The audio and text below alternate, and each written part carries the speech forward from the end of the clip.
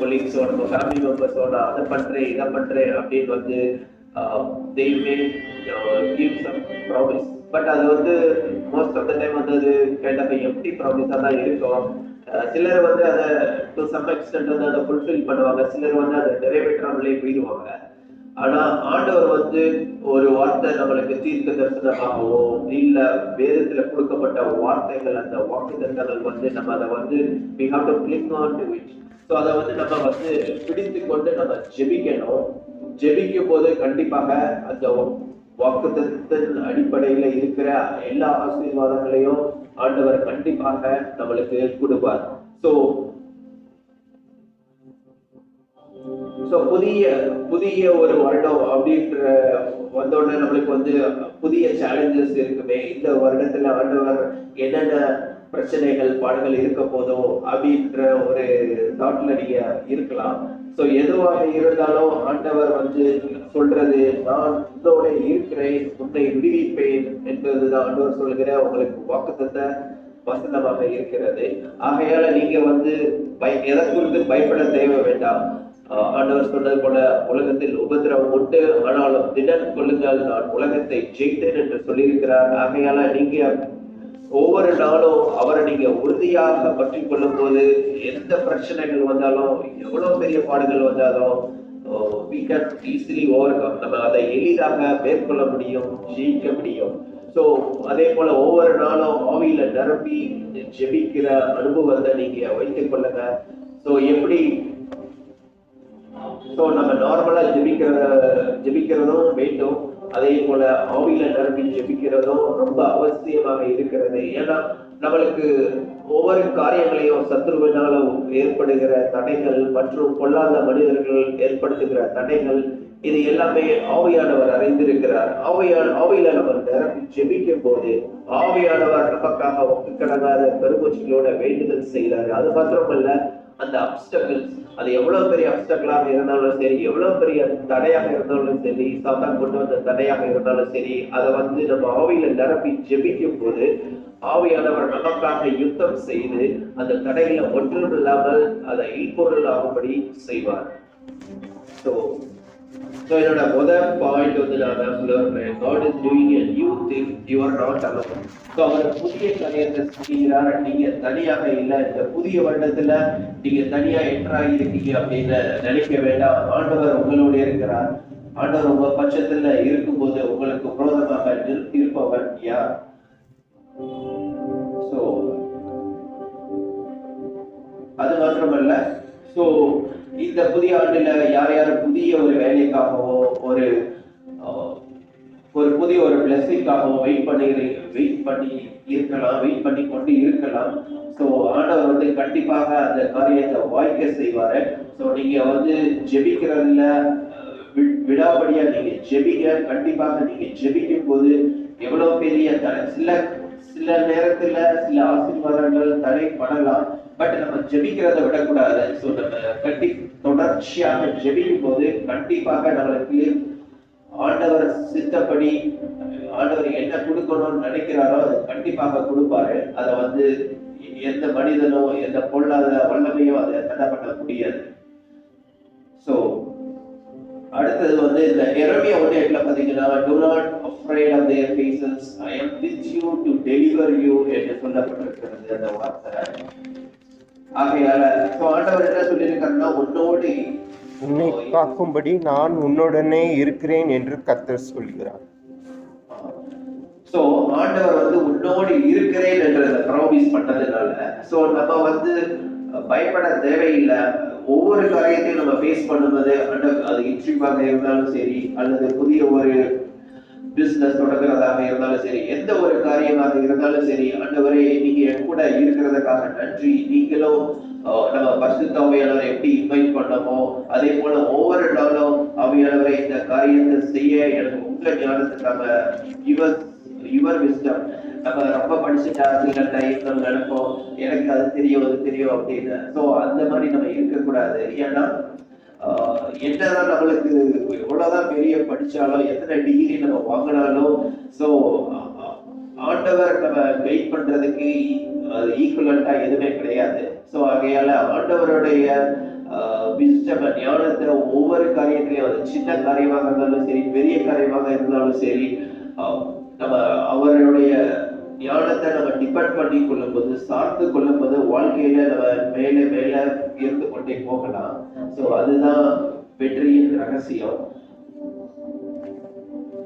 Even என்னோட லைஃப்ல இந்த அளவு ஆண்டவர் என்ன உயர்த்தினதற்கு காரணம் என்னோட பேரண்ட்ஸுடைய ஜெபங்கள் மற்றும் நானும் எப்பெல்லாம் டைம் கிடைக்குதோ அப்பெல்லாம் ஆண்டவர் சமூகத்துல ஜெபிக்க என்னை தாழ்த்த ஆண்டவர் எனக்கு உதவி செய்தார். அதே போல நீங்களும் எப்பெல்லாம் டைம் கிடைக்கும் போதோ அப்பெல்லாம் நீங்க ஆவியில நிரம்பி ஜெபிக்க.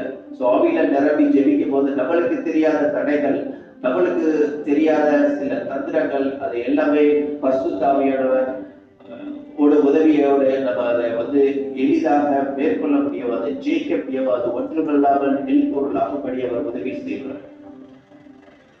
அடுத்த பாயிண்ட் ஆண்டவர் சொன்னது நான் உன்னோடு மட்டுமல்ல உன்னை விடுவிப்பவர், அந்த ஸ்டேட்மெண்ட் இருக்கு. அவர் நம்ம கூட இருக்கிறது மாத்திரம் இல்ல, 2 point we should note.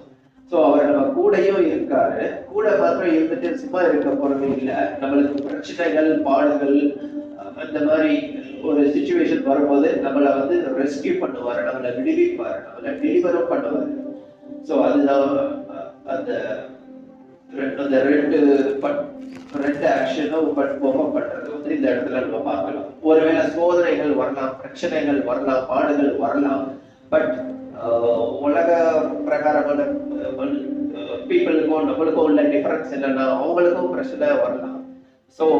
But அவங்களுக்கு அந்த பிரச்சனைய மேற்கொள்றதுக்கு அவங்களுக்கு ஒரு கிளியர் என்ன சொல்றது, ஒரு ஐடியா இருக்காது. அது எப்படி மேற்கொள்றது, இந்த பிரச்சனையில நான் மூழ்கி இருக்கணும், இந்த பிரச்சனையோட எல்லாமே லைஃபே முடிஞ்சிருச்சோ அப்படின்ற ஒரு நிலைமைக்கு அவங்க தள்ளப்பட்டுருவாங்க. ஆனா நமக்கு அந்த நம்பிக்கைன்ற ஒன்று இருக்கு.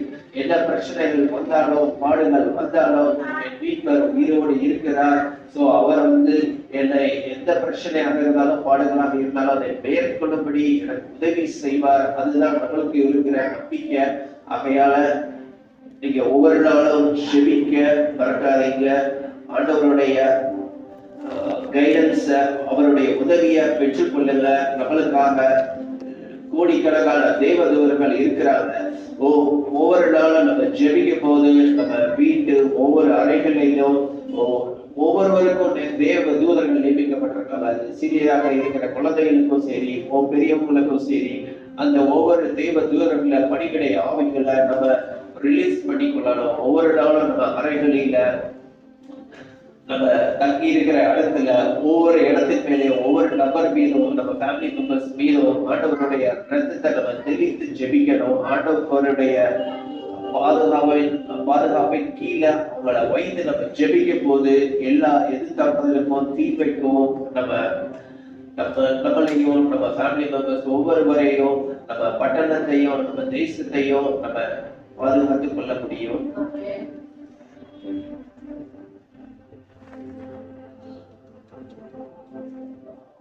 அடுத்தது இழந்ததை மீட்டுக் கொள்ளும்படி மீட்கும் ஆண்டு, அந்த டாபிக்ல நம்ம பார்க்கலாம். பயம் பயம் சிலருக்கு சில காரியத்தை லைஃப்ல ஸ்டாப் பண்ணி விட்டுருச்சு.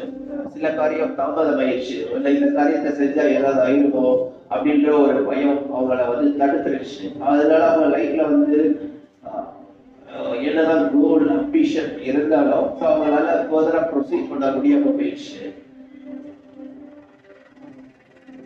ஆனா ஆண்டவர் நம்ம பக்கத்துல இருக்கும் போதே எந்த ஒரு பிரச்சனையாக இருந்தாலும் சரி, எந்த ஒரு பாடாக இருந்தாலும் சரி, ஒருவேளை பயமாக இருந்தாலும் சரி, ஆண்டவரே இந்த காரியத்துக்கு செய்ய எனக்கு தைரியம் கொடுங்க, உங்க ஞானத்தை கொடுங்க.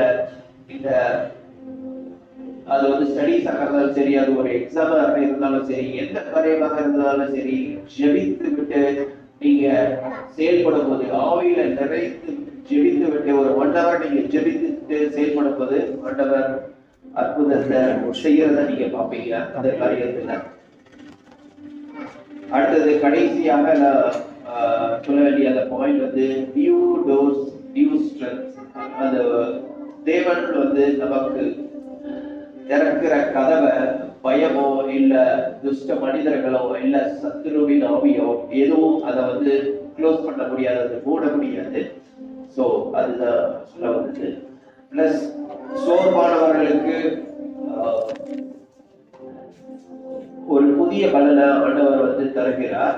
மனிதன் வந்து சில இடத்துல வந்து நம்ம மனுஷனை நம்பி அவங்க இது பண்ணுவாங்க அப்படின்னு ஹெல்ப் பண்ணுவாங்க அப்படின்னு நம்ம தேடி போயிருக்கலாம். பட் அவங்க வந்து நோ சொல்லியிருப்பாங்க, என்னால ஹெல்ப் பண்ண முடியாதுன்னு சொல்லி அனுப்பியிருப்பாங்க. பட் நீங்க சோர்ந்து போகாதீங்க, எதுவாக இருந்தாலும் ஆண்டவர்களை தெரியப்படுத்துங்க. ஸோ ஆண்டவர் வந்து அவருடைய சித்தம் எதுவாக இருந்தாலும் அந்த சித்தத்தை கண்டிப்பாக கட்டாயமாக நம்ம லைஃப்ல நிறைவேற்றியே தீருவார். ஆண்டவர் வந்து அவருடைய சித்தத்தின் படி நம்ம ஜெபிக்கும் போது, அவருடைய பர்ஃபெக்ட் வில்லின் படி நம்ம ஜெபிக்கும் போது அந்த காரியம் வாய்ப்புபடி அவர் எஸ் என்று சொல்லி அந்த டோரை வந்து கண்டிப்பா நம்மளுக்காக ஓபன் பண்ணுவாங்க.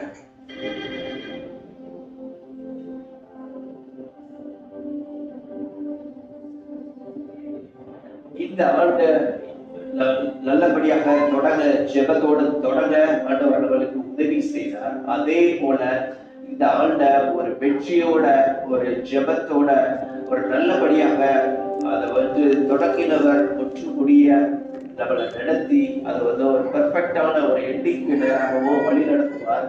ஸோ ஆகையால எதை குறித்தும் நீங்க கவலைப்படாதீங்க. ஸோ நீங்க எல்லாருக்காகவும் நீங்க பிரைஸ் பண்ணுங்க, ஆண்டவரை ஸ்தோத்திரம் செலுத்துங்க, ஆவியில நிரப்பி ஜெபிங்க. சோ அப்படி நீங்க ஜெபிக்கும் போது பெரிய காரியத்தை, பெரிய அற்புதத்தை நீங்க கண்டிப்பாக பார்ப்பீங்க என்று சொல்லி என்னுடைய இந்த சிறிய மெசேஜை முடித்துக் கொள்கிறேன். அப்படியே ஜெபம் பண்ணலாமா? இப்போ எங்களை தொடங்கினவரப்பா, இப்ப கேட்ட சத்தியத்தின்படி நீங்க எங்களை தொடங்குனீங்க, அதை நீங்க முடிச்சுவீங்க.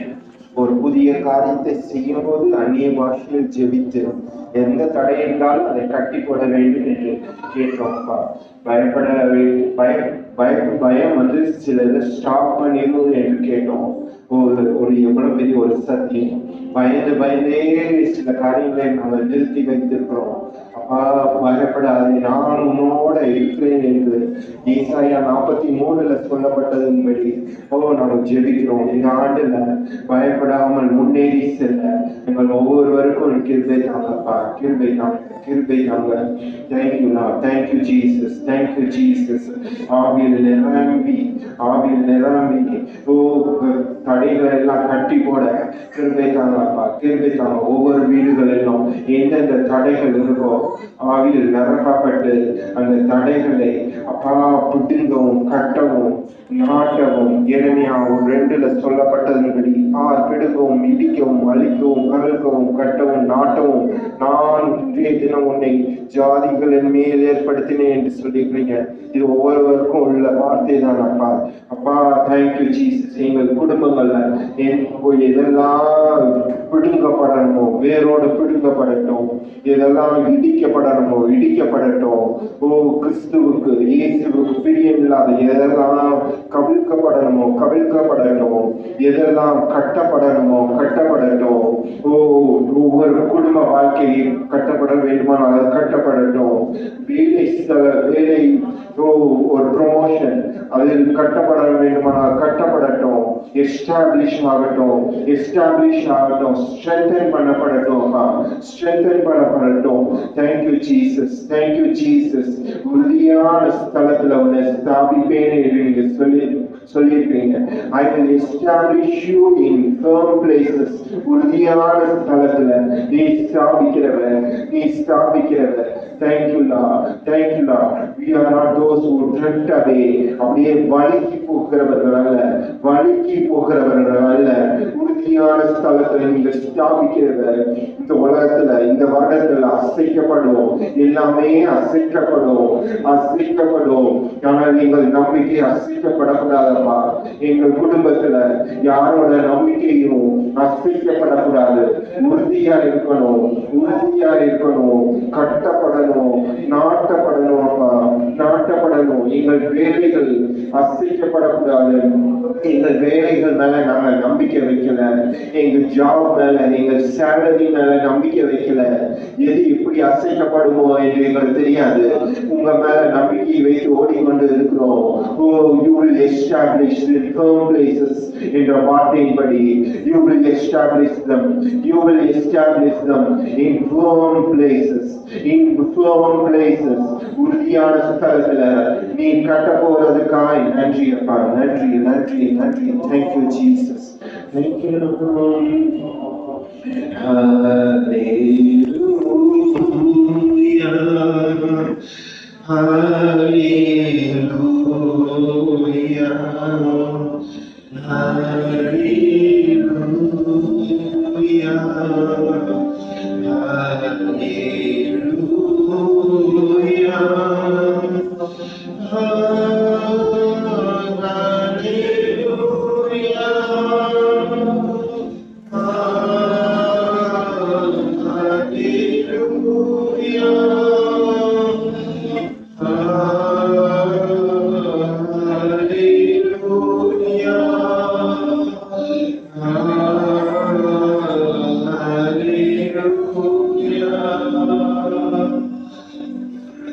கோட்டைக்குள்ளே நான் நுழைந்து விட்டேன், இனி எதுவும் அணுகாது. என்ன தீங்கும் தீண்டாது. நேசரின் இரத்தம் என் மேலே விழுந்தாது சாதா.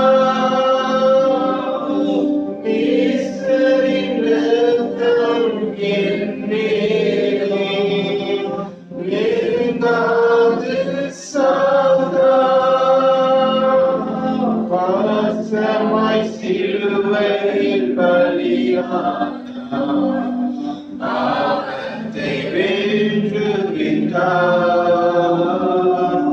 பாசமாய் சிலுவையில் பலியானார், பாவத்தை வென்று விட்டார். இரத்த கோட்டைக்குள்ளே நான் நுழைந்து விட்டேன், இனி எதுவும் அணுகாது. எந்த தீங்கும் தீண்டாது. பாசமாய் சிலுவையில் பலியானார், பாவத்தை வென்று விட்டார். இப்ப கேட்ட ஒரு வார்த்தை, முற்றிலும் ஜெயம் கொள்ளுவோம், ஜெயம் கொள்ளுவோம் என்று, ஜெயித்து விடுவோம் என்று கேட்டோம். நீர் ஜெயித்தீர், நீர் பாவத்தை வென்று விட்டீர். அதே போல நாங்க உண்மையில் நம்பிக்கையா இருக்கும்போது முற்றிலும் ஜெயம் கொள்ளுகிறவர்களா இருக்கிறோம். இந்த வருடத்துல பாவத்தின் மீது ஜெயம் கொள்ளுவோம், ஆகாரின் மீது ஜெயம் கொள்ளுவோம், அத்தியாலைகள் மீது ஜெயம் கொள்ளுவோம். எதெல்லாம் எங்களை அசைக்க வருகிறதோ அதன் மீது நாங்கள் ஜெயம் கொள்ளுவோம். நாங்கள் அசைக்கப்பட்டு போவதில்லை அப்பா, அசைக்கப்பட்டு போவதில்லை. Thank you Jesus, thank you Lord, oh thank you Holy Spirit. Oh, thank you, Holy Spirit. Thank you, Lord. Thank you, Lord. Thank you, Lord. Thank you. நன்றி, நன்றி, நன்றி. ஸ்தோத்திரத்தினாலே கிருபை பெறுவோம். நன்றி, நன்றி, நன்றி, நன்றி, நன்றி, நன்றி, நன்றி, நன்றி, நன்றி. எங்கள் வாழ்க்கை ஜெயமுள்ளதா இருக்கிற போறதுக்காக நன்றி. பயம் இல்லாத வாழ்க்கைக்காக நன்றி. தீயில் இல்லாத வாழ்க்கைக்காக நன்றி. கட்டப்பட்ட வாழ்க்கைக்காக நன்றி. நன்றி, நன்றி, நன்றி, நன்றி, நன்றி. கட்டப்பட்ட வாழ்க்கைக்காக நன்றி. நாட்டப்படுகிற வாழ்க்கைக்காக நன்றி. உறுதியான அஸ்திபாரம் உள்ள வாழ்க்கைக்காக நன்றி. நன்றி, நன்றி. Thank you, Jesus. நன்றி சொல்லி கர்த்தர் ஸ்தோத்திரிச்சீங்களா? ஹல்லேலூயா. இந்த வருஷத்துல உங்களுக்கு நல்ல ஆலோசனை கற்றுக் கொடுத்திருக்கிறார். ஹல்லேலூயா.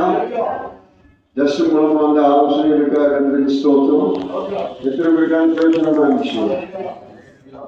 ஒரு புதிய வருஷத்துக்குள்ள இப்படி ஜெயம் கொண்ட வாழ்க்கை வாழ்றதுக்கு நான் என்ன செய்யணும், கற்றுக்கொண்டு இருக்கிற அந்த விசுவாசம், அப்புறம் பரிசுத்தாவினால் நிரப்பப்படுதல், அப்புறம் ஜெபம், ஜோம் பண்ணி இருக்கிற எல்லாமே தான் நான் ஜெயமுள்ள வாழ்க்கை வாழ முடியும். ஜெய கொடுக்கும் தேவனுக்கு கோடி கோடி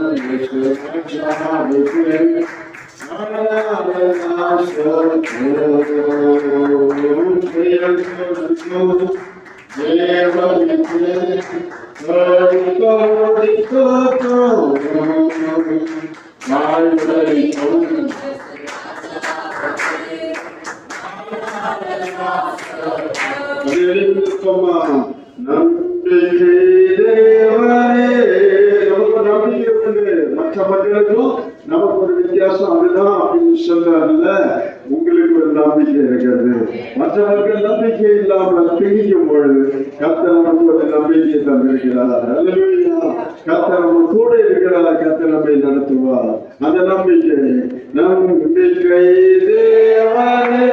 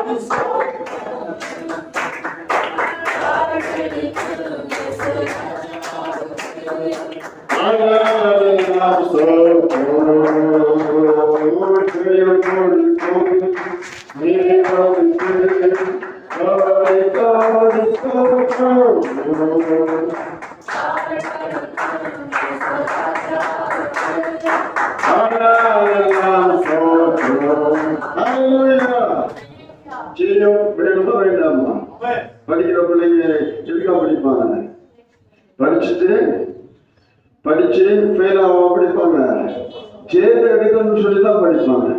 ஸ்கூல்ல பெற்றோர் பிள்ளைகளை படிக்க வைக்கிற நோக்கி என்ன, அவங்க ஒவ்வொரு வருஷமும் அவங்க படிச்சு பாஸ் பண்ணிட்டே போகணும். அதுதான் அவங்க பெற்றோட விருப்பம், பிள்ளைகளோட விருப்பம். அதுதான் எல்லா காரியத்திலையும் ஜெயம் வேண்டும். ஒரு பிசினஸ் ஆரம்பிக்கிறவங்க அவங்க என்ன சொல்லுவாங்க, எங்க பிசினஸ் நல்லா இருக்கணும், செழிப்பா இருக்கணும், எதுலையும் ஜெயம் எங்களுக்கு வேணும் இல்லையா? ஒரு சிஸ்டர் கேட்டாங்க, நம்ம ஒரு மிட்டாய் கம்பெனி ஆரம்பிக்க போறோம், அந்த மிட்டாய்க்கு என்ன பேர் சொல்றது வைக்கிறது அப்படின்னு. நான் ஜெயம்னு சொல்லிவிட்டேன். அந்த மிட்டாய் பேரு ஜெயம்னு சொல்லி, கடலை மிட்டாய் தான். அது ரொம்ப நல்லா செடிச்சுன்றாங்க, ரொம்ப வியாபாரம் நல்லா நடக்குது பாஸ் அப்படின்னாங்க. அப்ப என்ன சொல்றேன்னா, உங்க லைஃபுடைய மோட்டிவ் என்னன்னா ஜெயத்தை எடுக்கணும். அதனால ஜெயம்னு சொல்லிவிட்டேன். அப்ப ஜெயம் நமக்கு எல்லா ஏரியாக்களிலும் வேணும். வாழ்க்கையில் எல்லா ஏரியாக்களும் ஒரு மனுஷன் பாவம் செய்தா பாவத்திலிருந்து விடுதலை வரணும். பாவ போராட்டம் இருந்தா பாவத்திலிருந்து என்ன செய்யணும், ஜெயத்தை எடுக்கணும். மற்ற விதமான போராட்டங்கள் வாழ்க்கையில் வரும்போது அதுல ஜெயத்தை எடுக்கணும். ஒரு நோய் வந்து மனுஷன் அப்படியே நோயில வாடி போகணும்னு விரும்ப மாட்டாங்க. அதை ஜெயிக்கணும், அதை மேற்கொள்ளணும். நான் எல்லா சூழ்நிலையும் செய்தி எடுப்பேன். எடுப்பீங்களா? எடுக்கிறதுக்கு யார் உதவி செய்யறாரு? கர்த்தர் உதவி செய்கிறார். சற்று விளம்போல் வரும்பொழுது கர்த்தருடைய ஆவியானவர் அவனுக்கு விரோதமாக கொடியை ஏற்றுவார். அப்படின்னா ஜெய கொடியை கருதி ஏற்றுவார். ஏற்கனவே வெற்றி சிறந்தா அதிகாரிகள் எல்லாவற்றையும் புரிந்து கொண்டு வெளியேற்றமான கோலமாகி சிலுவையில வெற்றி சிறந்த அந்த வெற்றியில தான் நம்ம வாழ்ந்து கொண்டு இருக்கிறோம். ஏசியருக்கு கொடுத்த வெற்றிக்காக ஸ்தோத்திரம். சொல்ல மாட்டீங்களா? எப்ப சொல்லுவோம், கட்சி வெற்றி பெற்றீங்கன்னா கட்சி தொண்டர்களுக்கெல்லாம் வெற்றி, கட்சி தலைவருக்கு அந்த வெற்றி யாருக்குரிய வெற்றி? தொண்டர்களுக்கு வெற்றி. தொண்டர்கள் போராடிட்டா இருக்கிறாங்க. தொண்டர்கள் அந்த வெற்றியை சார்ந்து தலைவரோடு இணைந்து அந்த வெற்றியில ஸ்டாண்ட் பண்றாங்க. அதே போல நம்முடைய இயேசு வெற்றி சிறந்த அந்த வெற்றியில நாம் நம்மை இணைத்துக் கொள்கிறோம். ஞானஸ்நானத்தினால் அவரோடு கூட அடக்கம் பண்ணப்பட்டு அவரோடு கூட எழுப்பப்பட்டு அவரோடு கூட வாழ்ந்து கொண்டு இருக்கிறோம். அப்படின்னா வெற்றியில நான் நிலைச்சிருக்கிறேன்னு அர்த்தம். அதை விட்டு விலகக்கூடாது. நான் நிலைச்சிருந்து கத்தரோடு சேர்ந்து வெற்றி மேல வெற்றியை பெற்றுக்கொண்டு இந்த வருஷத்துல வாழணும். அப்படியே கொடுத்த வெற்றிக்காக வெற்றி வாழ்க்கை எல்லாருக்கும் ஸ்தோத்திரம். எனக்காக நீங்க போராடுனீங்க. யுத்தம் முடிந்ததுன்னு சொன்னீங்க. யுத்தம் முடிந்ததுன்னு சொன்னீங்க. நாங்க போராட இடத்துல நீங்க எங்களுக்காக போராடிட்டீங்க. இந்த சேர்த்தை எடுத்து கொடுத்துட்டீங்க. வெற்றி சிறந்துட்டீங்க. இந்த வாழ்க்கையில் எல்லா போராட்டத்தின் மேல நீங்க சேர்த்து வந்ததுக்காக ஸ்தோத்திரம். நாளா எங்களுடைய போராட்டத்தை எங்களுக்கு நீங்க நடத்திட்டு விசுவாசத்தின் மேல, பாவத்தின் மேல, சாபத்தின் மேல, எல்லா சூழல் மேல ஜெயித்த நீங்க தந்திருக்கிறதுக்காக ஸ்தோத்திரமா இருந்தவரு. அது வெற்றியில நாங்க தொடர்ந்து நினைத்திருக்க ஆண்டவரை உதவி செய்யுங்கப்பா, உதவி செய்யுங்கப்பா, எங்களுக்கு உதவி செய்யுங்கப்பா. ஆராதனை ஆராதனை துதி ஆராதனை ஆராதனை ஆராதனை ஆராதனை துதி ஆராதனை ஆராதனை ஆராதனை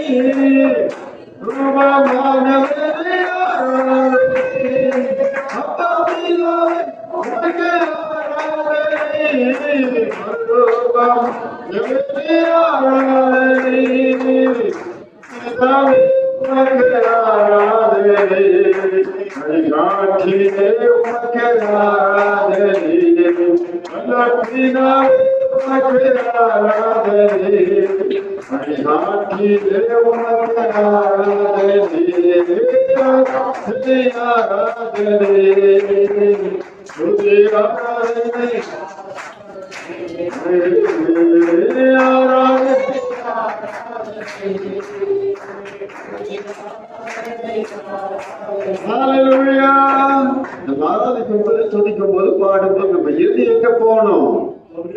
பாடுபட்டு இணையணும். மற்றபடி நம்ம கையை தட்டி வாயை திறந்து கத்திர ஆராதிக்கும் கொடுத்த இறுதியும் தேவனோட இணையணும். அது ரொம்ப முக்கியம். அப்பதான் தேவ மகிழ்ச்சி நமக்குள்ள வரும், தேவ சந்தோஷம் நமக்குள்ள வரும். ஹல்லேலூயா. கத்திரை மட்டும் நம்ம நடத்துறதுக்காக எல்லாம் நன்றி சொல்லுவோம், நன்றி சொல்லுவோம். நன்றி ஆண்டவரே. இப்படினோடு எங்களோடு கூட இருக்கிறதுக்காக நன்றி என்று சொல்லுங்க. எனக்கு அவரோடு கூட இருந்த தேவன், காக்கும்படி கூட இருந்த தேவன், நம்மை காக்கும்படி கத்திர கூட இருப்பதற்காக ஸ்தோத்திரம் சொல்லுங்க. ஸ்தோத்திரம். இந்த வருஷம் முழுவதும் எங்களோடு கூட இருக்கிறதுக்காக நன்றி என்று சொல்லுங்க. இந்த வருஷம் முழுவதும் வாக்குத்தத்தப்படி இந்த வருஷத்துக்கு வாக்குத்தத்தை கற்று எனக்கு கொடுத்த வாக்குத்தத்தை அர்த்தம் இது உலகத்துக்கு முடிவது சரி நாட்டில் நான் உங்களுடனே கூட இருக்கிறேன் என்பதுதான். ஓ ரிபாலா ஷாகாலா என்னோட எங்களோடு கூட இருக்கிறதுக்காக நன்றி என்று சொல்லுங்க. என்னோடு கூட இருக்கிறீர்கள் ஆண்டவரே, தேவரே என்னோடு கூட இருக்கிறீர்கள், அதற்காக ஸ்தோத்திரம் ஆண்டவரே. இந்த வருஷம் முழுவதும் கர்த்தர் நம்மை காக்கும்படிக்கு, கர்த்தர் நமக்கு உதவி செய்யும்படிக்கு, நம்மோடு இருக்கிறதுக்காக நன்றி சொல்லுவோம். நன்றி ஆண்டவரே, நன்றி ஆண்டவரே, நன்றி ஆண்டவரே. அப்படியே உட்காருவோம்.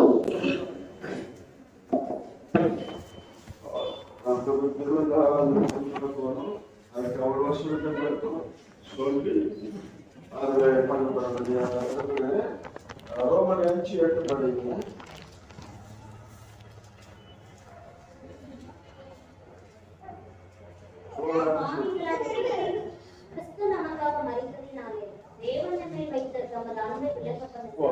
அப்பவும் ரசமும் அதிகப்படுத்தணும். இந்த அப்பத்தை விஷயத்துக்குள்ளே எதையை நினைக்கிறோம்? இயேசு மரணத்தின் மரணம் இருக்கிறோம். ரசம் திராட்சரசம் மறுபொழுதும் இயேசு ரசம் எனக்கான சிலுவையில சின்னப்பட்டது என்பதை நீங்கள் கொள்ளணும். இது தேவன் இதையெல்லாம் செய்வது அன்பின் அடிப்படையில் செய்வது. நான் பார்வையில இருக்கையில் கிறிஸ்து நமக்காக மறுத்ததினாலே தேவன் நம்மையும் வைத்து தமது அன்பை விளக்கப்பாடு. அப்படின்னா அன்பு கூடுதலானதான் அவர் சிலுவைக்கு செய்யும். நம்ம வைத்த அன்பு, அந்த ஆண்டவருடைய அன்பை இந்த சிலுவை பாடுகள் மூலமாக புரிந்து கொள்ளுங்கள். தீவிர அவசரங்களை நீங்க படிக்கும் போது கூட அவசரம் படிக்க அடுத்த அவசரங்கள்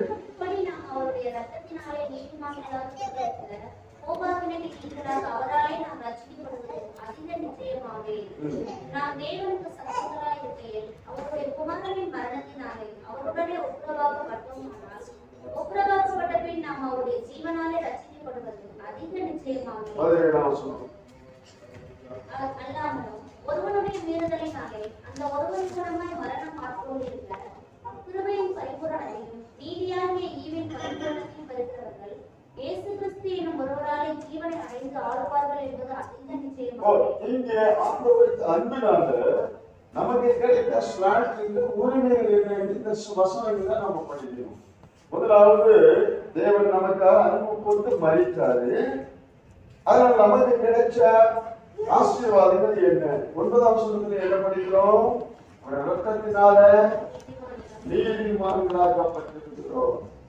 நம் தரப்புல நீதிமான்களா இல்ல, தரப்புல மகன்கள் தான். எல்லாரும் பாவம் செய்து ஏன்னா மட்டுமே ஒருவருடைய வீடு எல்லா மனுஷனுடைய வீடுகளுக்கும் காரணமா மாறிச்சு.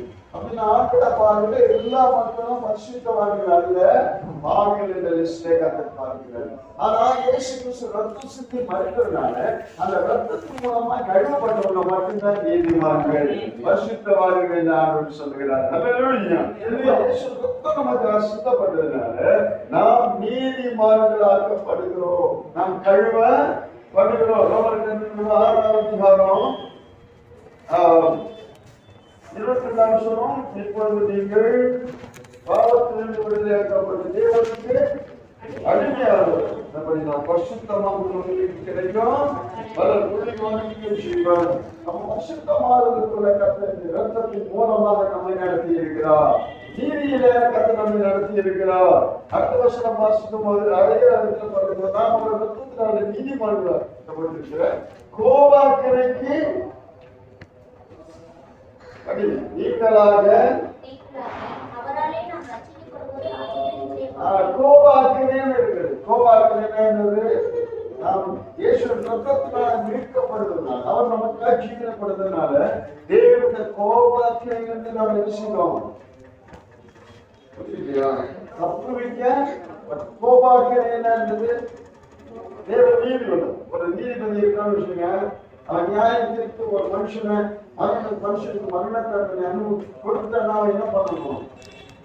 மரண தண்டனை அனுமதிக்க வேண்டியிருக்கிறது. காரணம் நீதியினால அவனுக்கு தண்டனை விதிக்கப்பட்டது, அவனுக்கு தண்டனை விதிக்கப்பட்டது. அதே போல நாம் தேவனுடைய கோபாக்கினை நீதி நிமித்தம் வருகிற தேவனுடைய தண்டனை. அதான் சிக்ஷை அல்ல, அதுதான் நியாய தீர்ப்பு. கடைசியானது எல்லாரும் பார்த்தா கடலுக்கு பொருள் ஒரே வார்த்தையை சொல்லிடுவார். அக்கினி கடலுக்கு ஏன் போறாங்கன்னா நியாய தீர்ப்பு. ஏன் அவன் செஞ்ச பாவத்துக்கு நித்திய நியாய தீர்ப்பு கண்டது. ரத்தம் சிந்தின ஒரு மனிதனால நம்ம வீட்டுக்கு வந்ததுனால தேவனுடைய கோபாக்கிலிருந்து தப்பிக்கப்பட்டிருக்கிறோம்.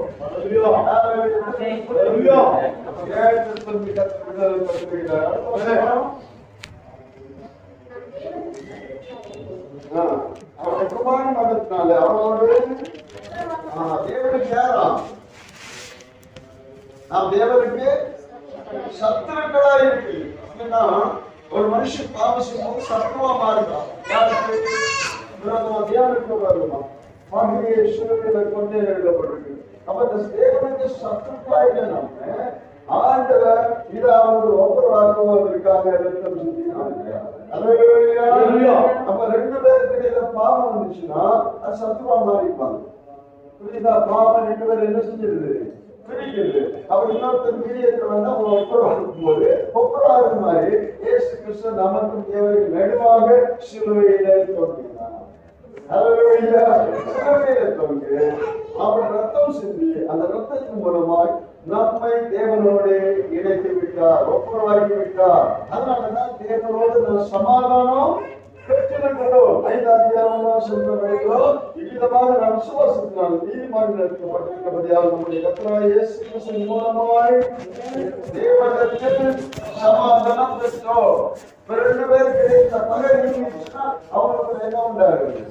சமாதானம் உண்டாகுது. அதே போல தேவனுக்கும் நமக்கு இடையே இருந்த பகையை கர்த்தர் சிலுவையில் கொண்டு நம்மை உண்டாக்கினபடினால நம்முடைய கர்த்தரோடு நாம் உண்டாகி ஐக்கியப்பட்டிருக்கிறோம், ஒப்புரவாகி விட்டோம். அல்லேலூயா! அந்த தேவன் கொடுத்த சாக்கியம் ஒப்புரவாக்கப்படினால அவருடைய குமாரனுடைய மண்டலத்தில் அவர்கள் ஒப்புரவாக்கப்பட்டிருப்படினால ஒப்புரவாக்கப்பட்டு நாம் அவருடைய ஜீவனால ரட்சிக்கப்படுவது அதிக நிச்சயமாகவே. 17ஆம் வசனத்தை வாசித்தோம். அல்லாமல் ஒருவருடைய மீறலாலே அந்த ஒருவர் மூலமாய் பரிபூரணத்தை பரிபூரணத்தவர்கள் இயேசு கிறிஸ்து என்ற ஒருவராலே ஜீவனை அடைந்து ஆளுகிறவர்களாயிருக்கிறோம். அப்படி என்னன்னா அடுத்த இயேசு கிறிஸ்து மரணத்தின் மூலமாக நமக்கு கிடைத்த ஒரு சாக்கு என்னன்னா ஜீவன். ஜீவன் ஜீவன் இப்ப மனுஷன் ஆழ்வார் படைக்கும் போது படைச்சு ஒரு மண்ணினால ஒரு மனுஷனை உருவாக்கிட்டு அவன் நாசியில சுவாசத்தை ஊட்டினால் அவன் ஜீவாத்மாவானா. அப்படின்னா மனுஷனுக்குள்ள ஜீவனை கொடுத்து ஜீவ ஆத்மாவாக வச்சாரு ஆறாவது. அதனால மனுஷன் கட்டளை கீழ்ப்படியாக போனா பாவம் உள்ள பிரவேசித்த பொழுது தேவன் கொடுத்த அந்த தெய்வீக ஜீவன் அவனை விட்டு விலகு. அதான் மரணம் என்று எழுதப்பட்டது. சொன்ன ஆறாம் அதை வந்து மறித்தான். மறித்தான்னா அவனுடைய ஆவிக்குரிய மரணம் அந்த தெய்வீக ஜீவன் அவனை விட்டு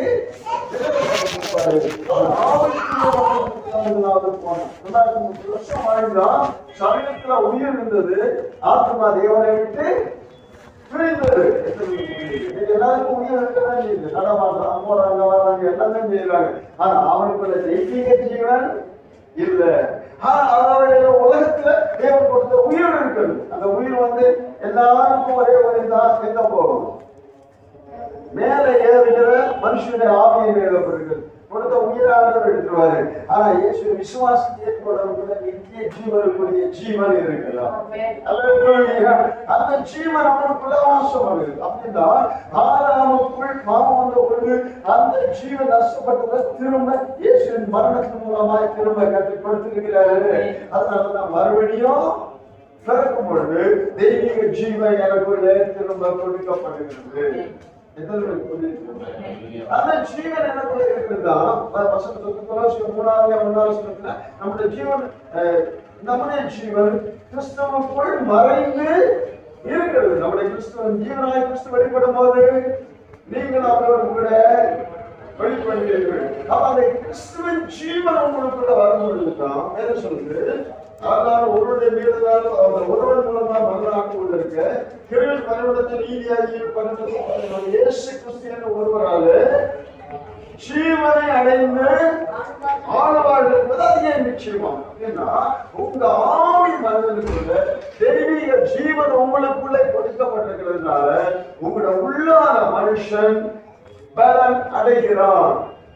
உங்களோட உள்ளான மனுஷனுக்குள்ள சத்துவம் உண்டாகிறது. இப்ப ஒரு குழந்தை பிறந்துச்சுன்னா அந்த குழந்தை உயிரோட தான் பிறக்குது. அந்த குழந்தை பிறந்த உடனே கொஞ்ச நாள் கழிச்சு இந்த உலகத்தை பார்க்குது, அம்மா அம்மா பார்க்குது, எல்லாத்தையும் பாடுது. அப்புறம் வளர வளர வளர அது படிக்குது, அறிவுள்ளதான் மாறுது குழந்தை இல்லையா? உலகத்துடைய ஞானம், உலக அறிவு எல்லாத்தையும் அது பெற்றுக்கொள்ளுது. வளர வளர பெரியவங்களாக அறிவு என்ன செய்யுது பிறகு. இதே போலதான் கிறிஸ்துவின் ஜீவன் உணவுல வந்து நீ மறுபடியும் பிறந்துட்டீங்கன்னா முதலாவது பார்க்கறது இயேசுவை தான் பார்க்க. ஜீவன் இல்லாதவங்க உலகத்தை பார்க்கிறாங்க, உலகத்துல பார்க்கிறாங்க, உலகத்தை எல்லாம் பார்க்க முடியுமே தவிர மரத்தை அவங்களால பார்க்க முடியல, நித்தியத்தை பார்க்க முடியல, இயேசுவை பார்க்க முடியல, தேவனை பார்க்க முடியல. காரணம் அந்த தெய்வீக ஜீவன் அவங்களுக்குள்ள இருக்குல்ல. ஆனா தெய்வீக ஜீவன் அவங்களுக்குள்ள வந்த உடனே அவன் ஆத்மீக கண் திறக்கப்பட்டு தேவனை காண்கிறான். நீங்க சொல்றீங்களா இயேசு தான் தேவன், வேற தேவன் இருக்காங்கன்னா இல்ல, ஒரே ஒரு தேவன் அவரை காண்பிக்கிறேன். என் கண்ணை திறந்து எல்லாரும் போய் கண்ணை திறந்துக்காரு. தேவனை நான் காண முடிந்தது, தேவனை ருசிக்க முடிந்தது, தேவனோடு கூட ஐக்கியப்பட முடிந்தது, தேவனோடு உறவாட முடிந்தது, தேவனோடு நான் வந்தா இணைக்கப்பட்டது. அப்பா கொடுத்த மாதிரி ஒன்றா நாங்கள் வாழ்ந்து கொண்டு இருக்கிறோம். எத்தனை சொல்றீங்க? உங்களுக்கு தேவனுக்கு இடையே ஐக்கியமா இல்லையா, உறவே இல்லையா? அப்படின்னா நீங்க ரட்சிக்கப்படணும்னு நினைச்சோம்.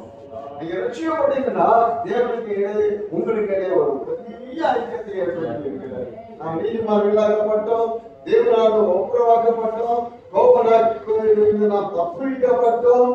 அது மாத்திரமல்ல, தேவனுடைய ஜீவனால ஜீவன் மேல ஜீவனை பெற்று நம்ம ஆளுகை செய்கிறவர்களால் மாறுவோம். தெய்வீக ஜீவன் உங்களுக்குள்ள என்ன பெருகிக் கொண்டே இருக்கும். உங்க சரீரத்துல விளையாடுறது என்ன பண்ணுவீங்க? என்ன பண்ணுவீங்க? நல்லா சாப்பிடணும் அப்படின்னு சொல்லி ஏதோ டாக்டர் ஆலோசனை படி டாக்டர் எப்படி சாப்பிட்டு உங்க சரீரத்தை என்ன செய்வீங்க? போயிடுச்சுன்னா அப்படி எப்படிங்களா?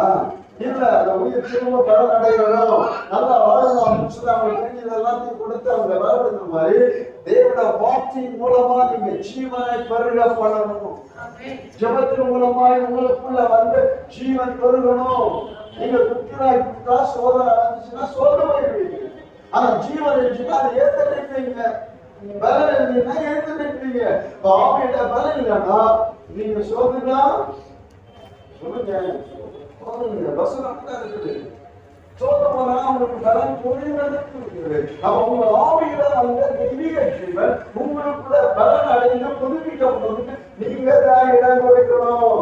3 நேரம் நல்லா சாப்பிடுங்க இல்ல 2 நேரம் சாப்பிடுங்க. இருக்கு உயிர் வாழ்றதுக்கு உங்க ஆமைக்குரிய தேவன் கொடுத்த ஜீவன் உங்களுக்குள்ள நிலைத்து இருப்பதற்கும் அது பெருகுவதற்கும் நீங்க இடம் கொடுக்காதான் முடியும்.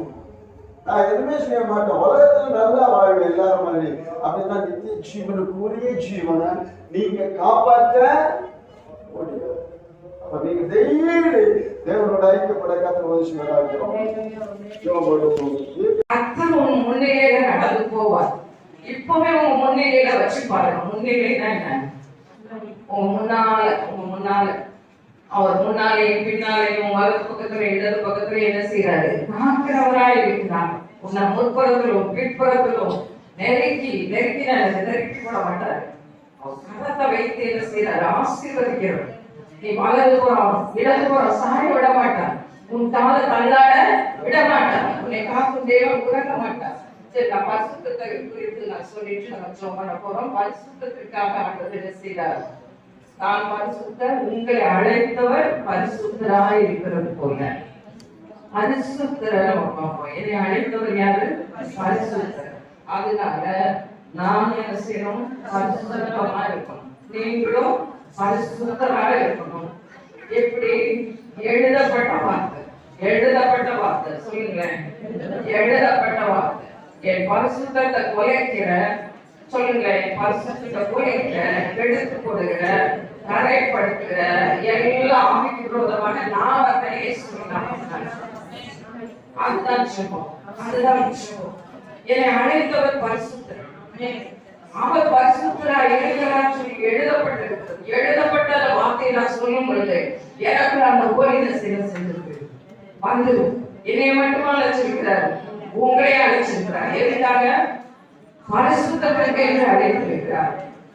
ரெவலேஷன்ல கூட 3ஆவது அதிகாரத்துல அது வேற வசனம், திறந்த வாசல் சொல்லி பார்த்தோம். சரி, நான் வேகமா முடிக்கிறேன். அப்போ நாங்கள் பரிசுத்தாவியை ஊற்றுவார். நீங்க பரிசுத்தராய் இருங்கள் என்று எழுதியிருக்கிறதே. எதுலாம் பரிசுத்தம்? உங்கள் நடக்கைகள் சொல்லுங்க. என் நடக்கை எல்லாவற்றிலேயும், என் நடக்கை எல்லாவற்றிலேயும், என் உடை, நடை, உடை, மாமனை, பேச்சு, என் சிந்தனை எல்லாவற்றிலேயும், எல்லாவற்றிலேயும், எல்லாவற்றிலும், எல்லாவற்றிலும் நீங்க மற்றவங்களை கவர்ந்து எடுக்கிற ஒரு பாத்திரமா இருக்கணும், கவர்ந்து எடுக்கிறவங்களா இருக்கணும். வேறு ஒன்றுனால நீங்க கவர்ந்து எடுக்காதீங்க. உங்களை யாரும் அட்மையர் பண்ண மாட்டாங்க, அட்ராக்ட் பண்ண மாட்டாங்க, உங்களை அப்ரிஷியேட் பண்ண முடியாது. ஆவிக்குரிய சபைக்கு வந்தீங்கன்னா, ஓ தேங்க்யூ, ஆண்டவருடைய அந்த காந்த சக்தி, ஈர்ப்பு சக்தி உங்களுக்குள்ள இருக்கும். நான் எடுத்துக்கொள்ளாட்டா ஒரு மனிதனிடத்துல என்ன செய்ய மாட்டான், வர மாட்டான்னு சொல்றேன். அப்ப அவர்தான் அன்பின் கயிறுகளால் என்ன செய்தாரு? பலிபீடத்தின் கொம்புகள்ல அன்பின் கயிறுகளால கட்டி இழுத்துக் கொள்கிறார். ஆனா அது சிநேகத்தால நான் உன்னை சிநேகித்தேன், காரணத்தினால நான் என்ன செய்யறவன இழுத்துக் கொள்ளவே சொல்றார்.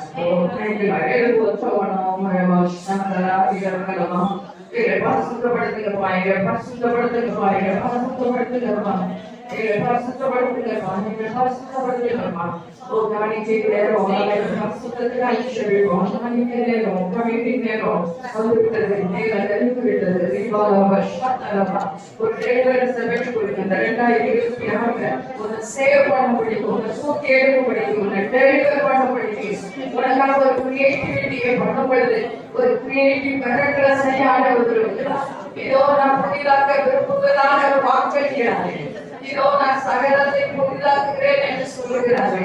உன்னை டைரக்ஷன், நீ யாருக்கு டைரக்ஷன் பண்ணி போக தேவையில்லை. யார் உனக்கு ஆலோசனை சொன்னாலும் அதை நீ கேட்காதே. உன்னுடைய ஆலோசனைக்கு நீ செவிமடுக்காதே. ஏற்க அவ்வளவு விஷயங்களை நீ சேகரிக்கிறாய். நீ கேட்காதே. யாருட உனக்கு யாரிடத்திலிருந்து உனக்கு ஆலோசனை வந்தாலும் அது துன்மார்க்கனுடைய ஆலோசனையாக இருந்தாலும் அசுத்த பேச்சாக இருந்தாலும் நீ தள்ளி போடு என்று சொல்லுகிறார். முதலாவது தள்ளி போடுவதற்காக பரிசுத்தத்தை பொழுதை கொடுப்பாங்க. பரிசுத்த அலங்காரம், இருதயத்தில் மறைந்திருக்கிற குணம் பரிசுத்தம், சாந்தமுள்ள ஆவி, அமைதியுள்ள குணம், நேற்று சொன்ன பொறுமையின் குணம்.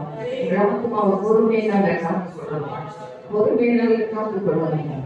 ஓ விடுதலை விடுதலை விடுதலை விடுதலை ஜெயப்படுகிற தேவனுக்கு ஸ்தோத்திரம், விடுவிக்கிற தேவனுக்கு ஸ்தோத்திரம், அற்புதம் செய்கிற தேவனுக்கு ஸ்தோத்திரம், இப்பட்டு நடக்கிற தேவனுக்கு ஸ்தோத்திரம்.